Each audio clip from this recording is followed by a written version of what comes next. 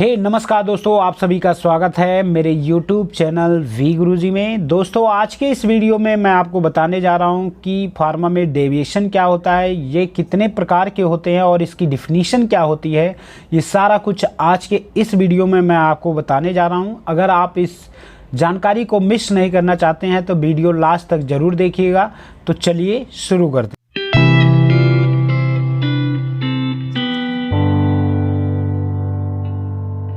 What is deviation in pharma?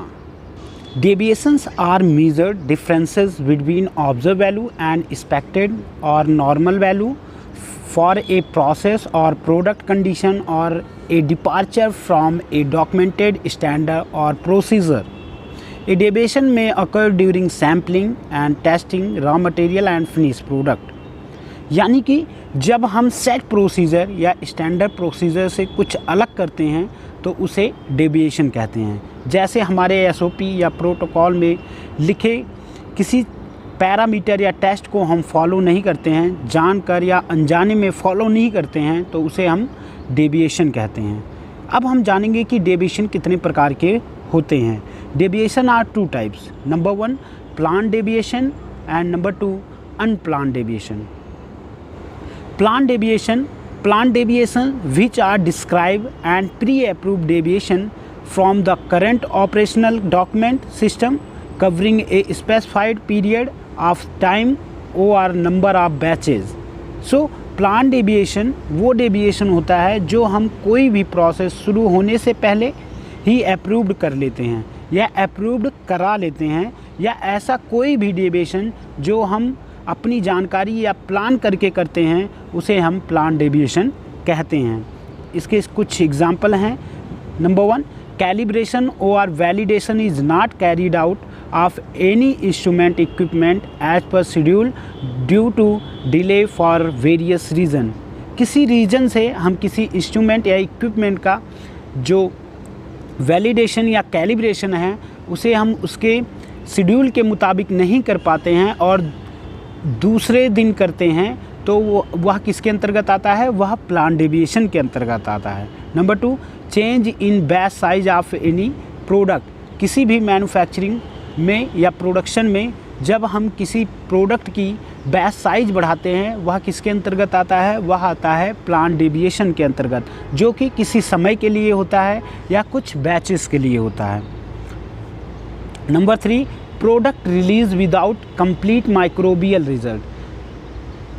मतलब microbial result के आने से पहले ही हम उसे जब रिलीज़ करा देते हैं वह किसके अंतर्गत आता है? वह प्लान डेविएशन के अंतर्गत आता है। अब हम डिस्कस करेंगे unplanned deviation. Unplanned deviations also called as incident. Incident can be defined as unplanned or uncontrolled event in the form of non-compliance from the design system or procedures at any stage of manufacturing, packing, testing, holding and storage of drug product due to system। यानी कि unplanned deviation ऐसे uncontrol event हैं जो production और QC के किसी भी stage में, जैसे मैन्युफैक्चरिंग, पैकिंग, टेस्टिंग या स्टोरेज में किसी भी डिफाइंड सिस्टम के फेलियर से होता है, उसे हम क्या कहते हैं? अनप्लान डेविएशन कहते हैं। तो इसके कुछ एग्जांपल हैं। एनी फेलियर ऑफ यूटिलिटी, किसी यूटिलिटी में हमारा फेलियर आ जाता है, या any failure of parameter, fluctuation in RH और temperature. Number 3 any failure of instrument और इक्विपमेंट, सडन ब्रेकडाउन। अब हम जानेंगे कि डेविएशन को कितने भागों में कैटेगराइज किया गया है। 1 minor, major and critical. Minor deviation when the deviation does not affect any quality attributes, a critical process parameter और एन इक्विपमेंट और इंस्ट्रूमेंट क्रिटिकल फॉर प्रोसेस और control, it would be categorize as minor deviation. यानी कि जब deviation direct हमारे quality attribute को या फिर क्रिटिकल पैरामीटर को या फिर इंस्ट्रूमेंट इक्विपमेंट को डायरेक्ट इम्पैक्ट नहीं करता है तो उसे हम माइनर डेविएशन कहते हैं। Major deviation when the deviation affects the quality attribute, a critical process parameter और एन इक्विपमेंट और instrument critical for process or control which the impact to patient, the deviation categorized as major deviation। यानी कि जब भी किसी quality attribute या critical parameter में हम डेविएशन लेते हैं और उस डेविएशन का हमारे पेशेंट पर डायरेक्ट इम्पैक्ट नहीं पड़ता है या फिर लाइफ थ्रेटनिंग सिचुएशन क्रिएट नहीं होती है, उस डेविएशन को हम मेजर डेविएशन कहते हैं। And last, critical deviation, when the deviation affects the quality attributes, a critical process parameter or an equipment or instrument critical for process or control which the impact to patient, personal or environmental is highly probable including life threatening situation, the deviation categorized as critical deviation। Such deviation require immediate action, investigation and documentation as such by the SOP।